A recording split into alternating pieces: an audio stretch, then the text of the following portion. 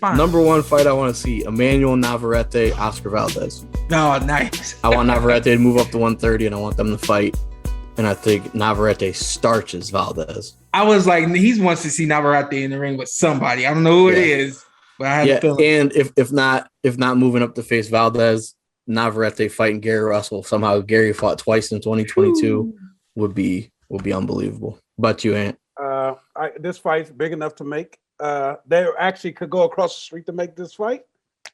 Gervonta Tank Davis and Lomachenko. Nice. I like it. I think the fight's big enough for the business to be made on this fight. This is be a really fun fight. I'm there for that, man. Yeah. I got Canelo Alvarez and David Benavidez. Oh, okay. Good one. Okay. Canelo, I think, is one where there were a couple things that I was thinking, like, I would kind of like to see Canelo fight him. And I'm like, well, I don't know what weight he's fighting at. Like, is he going up to fight Makabu at cruiserweight and then going back down? That's a good fight, though. A couple other ones I like. I love the idea of Deontay and Anthony AJ fighting. Carson, Carson, let it go, Carson. I think Deontay? Wilder and AJ. What you think? I saw Malik Scott say it, and I agree 100%. He said that's a big fight.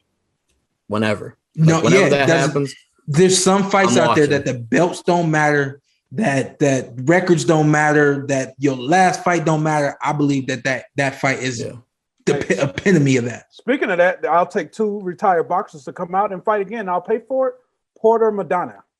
No, I thought I saw Maidana was actually coming back, but it's Maidana, not Madonna. Like a prayer. Yeah, that's what Shawn would need to beat Marcos. Another one. And this is kind of doing like also had Benavidez and Zerto as a possibility. This one is like. That's the one for me too. This is like a fantasy matchup because it would have to again move up in weight. I would love to see Inoue and Fulton at 122. That's what I thought you were gonna go with an Inoue fight. Yeah. I think I just don't know what I don't know. Like I think he beats Casemiro at 118. I think he beats Donaire again. So I don't know. I would like to see him tested and move up to 22. But I know Caleb Plants probably has. I don't know what his route to get back to, the status that he had when he was undefeated. But I would love to see Caleb Plant and Jamal Charlo. I would like that. Yeah, welcome him to 168. And then, of course, my bold prediction is shit.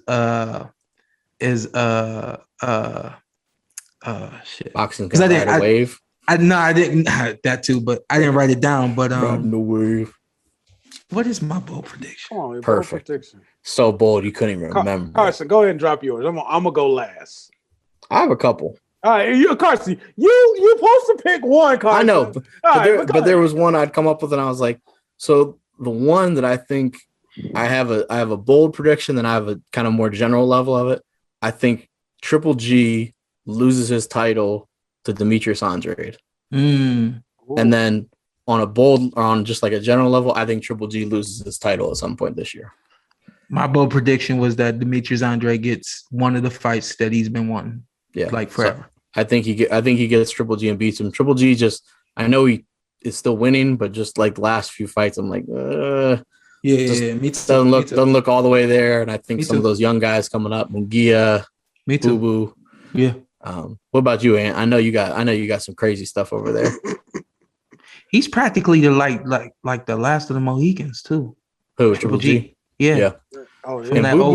And Boo Boo also, there's a clip we'll have to send it to you guys that it was Boo Boo at a DAZN meeting. I think it was before his last fight. He had smoke from Mannix and the whole crew over there about pushing the narrative of like him fighting Charlo. He was like, no, talk about the fights like we're on the same network, like Triple G. Like talk about those, which I think being that they're on the same network, that happens. I think Eddie finally. So my bold prediction is eventually possibly this year we get Crawford Spence.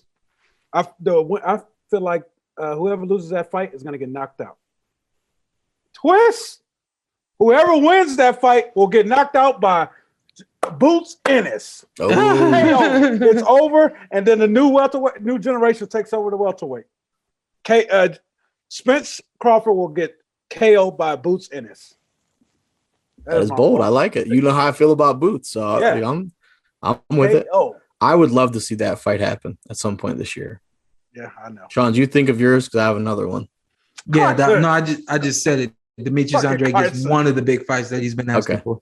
Not that bold, but okay. Nah, not quite too bold. How about Regis Prograis becomes a world champion at 140 again? Whether that's rematching Josh Taylor, who I think might move up to 47, or if Taylor vacates, I think Prograis gets the title. I'll go with that. I like him.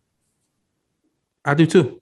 I think he's a really, really solid fighter, and I think for some reason that fight with Taylor is not discredited, but it's kind of not talked about that much. It was a really close fight, and then obviously his only loss. But also maybe think Usyk would beat Fury if they fought, but